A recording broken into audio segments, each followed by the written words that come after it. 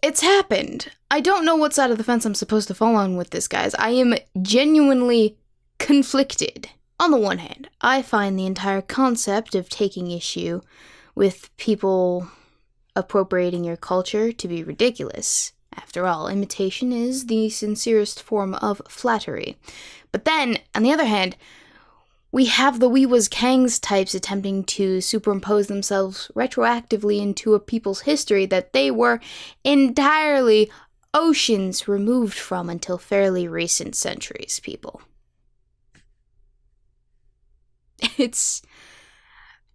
I don't know. I'm in a pickle. No.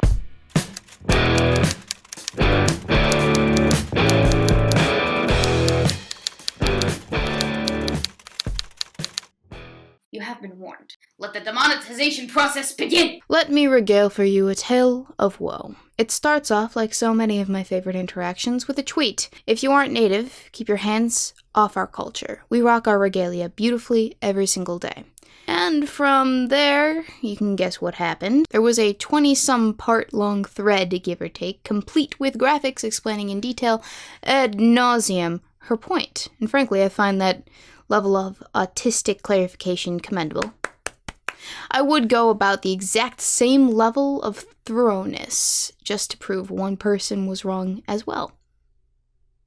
But that's not the issue that I'm concerned about. That thread is not what I want to talk about. That's not why we're making this, because this incident has started a conversation. At least it did a year ago, because that's when this tweet happened. And boy, is it cannibalistic in nature, it would seem. We have the classic, my culture was more oppressed than your culture debate, so it's okay if my culture does something to your culture that normally we would be in agreement is bad if done by, say, I don't know, a white person at all. So, we all about to act like Native Americans like the Cherokee and Seminoles didn't enslave Africans in America? Bye. No, of course not. We know they did. It's just not cool to cosplay their culture like it wouldn't be cool for me to appropriate yours. And for the people that don't know that, that's a part of history. That should be acknowledged and taught. It doesn't make this okay. Appropriation versus appreciation is the question people should be asking. How would we know if we didn't have Native American in us when so many were enslaved by certain Native American nations? So again, how can Black people ever appropriate? We appreciate more than appropriate because we were stripped from forming our own identity and culture, and in many ways mainly due to slavery. Notice how the concerned party in question mentions that certain First Nations tribes did in fact enslave his people in turn, but then makes the logical mistake of conflating all First Nations people to be that of equal guilt to those specific tribes that he clarified himself, and hence making it so that any and all First Nations regalia and cultures were fair game by simply arbitrary association alone. I'm not an expert, but I'm pretty sure that if you conflated Cherokee with, say, I don't know, an Algonquin tribe member or a Sioux or what have you, that it would it would have the same effect as equating, say, I don't know, a Scotsman to an Englishman. Yeah, they might be the same skin color or the same ethnic group, but they are not the same. Not the same people at all. Now we know that generalization of different peoples is not just reserved for all white people. No, that's it's an everybody issue, I guess. Also, you'll notice further that Cheyenne is being accused of being anti-Black. How anti-Black she sound talking about how she's sexualizing the outfit? Like where? Hypersexualization of Black women, anyone? Let me just say that Coco Pocahontas is about one stiff breeze away from having her coochie and hindquarters on display for the camera. She need only bend forward just so for us to see her feather and beaded pleather panties. Madam, check your eyes, please and thank you. But that isn't why we're making this video. No, those are entertaining, but that's not why we're making this. Nope. There were Black people here before Africans and natives mixed, which created Afro-Indigenous, and I get what you're saying, just dropping facts. That's right, kids. We found the Weebo's Kangs Native Edition.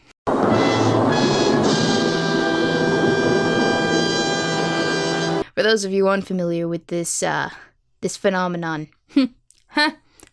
There's a certain sect of people out there, and we're just going to call them Weebo's Kangs because there are very, very many sects, but the general consensus is that they was here before anyone else was, and so all cultures are their cultures. We have the Black Israelites, the Weebo's Kangs, who think that they were the original Egyptians, the original Aboriginals, and so much. There's even people out there, I bet you didn't know this, but there's even people out there who think that the original Europeans were black. I know, it's all hilarious, but they're real things. This is, it's, I've actually had debates with these people. Yeah, that's a 3-hour shit show. Highly recommend you watch it. There's an entire playlist on my channel dedicated to this shenanigans. It's called I can't remember what it's called, but I'll put a picture of the playlist in the video when I'm editing it. So future me, make that a you issue. Anyway, this time, instead of dealing with Pharaoh Malcolm X, however, we are dealing with dances with butt in the money rain. God, put your pitchforks down and trash fires out. You overexcitable internet pansies. That was a joke. One in poor taste, but that's okay because there's a reason I label all of my videos as comedy and not say kid-friendly entertainment. Let's take a look at all of these claims and put them to the test. Early Indigenous Americans were actually black, Americanos. Now, I had to look up that last bit, and I'm not gonna lie, even finding stuff after that on it that made sense was a struggle. You see, several YouTube historians had several things to say on the matter, but linked to a lot of radio websites and outdated web links that don't belong to a user anymore that I could purchase myself. Wikipedia had to ask me to reclassify what it was that I was looking for, and Pinterest was actually the third result that showed up. So honestly, at that point, I just gave up because I had made more of an effort to look into this guy's claims than he did in making it and subsequently supporting it in the first place. And if you're not going to take the time to educate, then why should I even bother? But this gentleman aside, these gentlemen, these people, they know their shit, mind you. It's well documented, by the way, don't you know? Sorry, young lady, the first natives were black and it's documented. Okay. Yeah, I have a few questions. Where is it documented? Was it all of the First Nations people or a few of the First Nations people? If yes, it was all of them, then how black were these First Nations people? Were they dark chocolate, milk chocolate, baking chocolate, Swiss chocolate, extra dark? I don't know. Show me on this chocolate graph how dark all of the First Nations people were. Which color chocolate? And follow-up question, does your legitimacy and virtue as a human, or as a First Nations people, increase the darker the chocolate you go? Further question, if the original Aboriginals were black, then does that mean that the original Aboriginals enslaved other black people, hence themselves, hence making them just horrible, horrible people? Also, at what point do you differentiate between these chocolate colors and how valid they are at claiming said heritage? Asking for a friend, you're being quite vague. Then we have a Twitter educator, and you know, you gotta know people. I hold these members of our intellectual community to such a high esteem. Let me educate you. If black people, Ebenoid tribe, were the first people on the planet, then spread out on the planet, whose culture is it? Well, that depends. Does that mean that black people, being the original people, are of the loins from whence all others came afterwards, thus making me and my ancestrals black? If so, does that make all of the cultures all of everyone's? Effectively dismantling the entirety of the cultural appropriation argument and making it so that everyone is responsible for everyone else's action all throughout history. Goody me. If not, and all other cultures came afterwards, I gotta ask, where did these cultures come from? Out of the blue? So, now tell me, who created the culture first? What tribe did your ancestors come from? Answer is everyone comes from black. Okay, first question answered. So now I have a follow-up. If everyone comes from black, then does that make black people the people solely responsible for all of the world's plights because every single one of their descendants had a tendency to fuck shit up? Sad part is, people swear they got history, but they don't. The original and first man, black people, has over 200 million years of history. Unfortunately, even if I were to grant you both that all of humanity originated from the black man and that they are a people 200 million years old, you forget that the migration of the First Nations people from the Triple Thread Continental Superpact of Asia, Europe, and Africa to the North and South Americas happened a mere 50 to 17,000 years ago during the Wisconsin glaciation, during which time the land bridge Berengita stretched from what is today modern-day Siberia to Alaska, allowing for a direct pipeline into what today is North America, and then onwards down to the South Americas from that point. That's a big gap between 200 million years ago and 50 to 17,000 years ago when the migration patterns happen.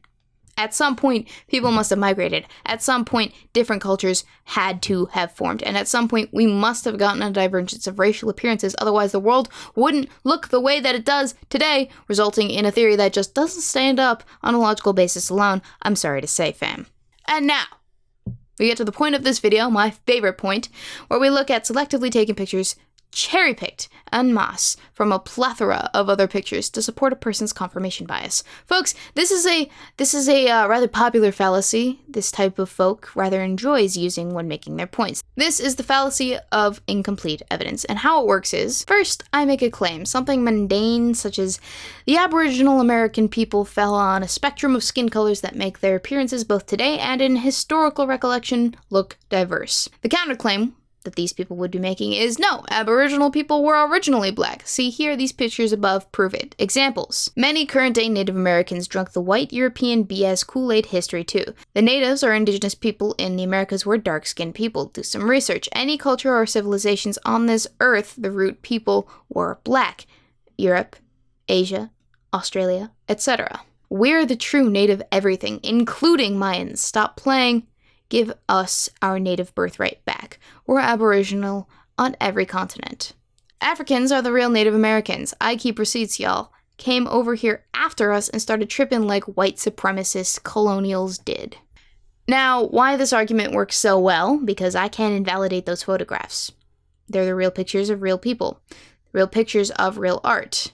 However, I'm not saying that there weren't black Aboriginals, although I would idealistically like a clarification as to what the cutoff for skin tone is when determining whether a person is black and not black, especially if we're using art as the arbiter for what is and what isn't Aboriginal. You see, I never made the claim that there were no black Native Americans, merely that they were diverse.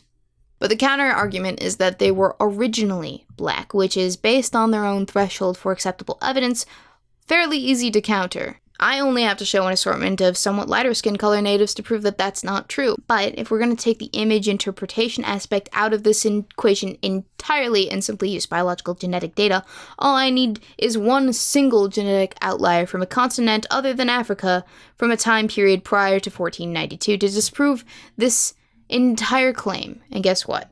DNA from an ancient baby skeleton shows all Native Americans descended from a single gene pool, and their ancestral roots are in Asia, a new study finds. The bones came from a roughly 12 to 18-month-old boy. He died about 12,600 years ago in what is now Montana. Construction workers uncovered the grave in 1968. It remains the only known burial site of a person from the Clovis culture. Clovis is the name of prehistoric people. They lived in what is now the United States and northern Mexico between 13,000 and 12,600 years ago. They made a type of stone spear point that differs from stone tools elsewhere in the world at the time. Now, gents, I don't know if you're aware of this, but Asians can in fact be a little darker or a little lighter in color than the stereotype people tend to associate with the culture. You forget that while nations such as China, Japan, Vietnam make up good chunks of Asia, so in fact do India, for instance, Russia, for another instance. Hence, where we likely get the potential for diversity in ancient and even more contemporary First Nations people. This isn't rocket science, guys. Of course, then the way to argue yourself out of this intellectual corner is to then argue that all cultures at their origins were black. Full stop. But That, of course, brings up the issue of, where did the rest of the races come from then? Now, if you like what I'm doing here on this channel, please consider checking out the links in the description to my Patreon, Teespring, and Amazon wishlist down below for your leisure. If you like what I'm doing here, but maybe not that much, that's cool. You can always like, comment, share, subscribe for more, and click that bell if you actually want to get notified that I'm actually doing shit on this channel. Peace!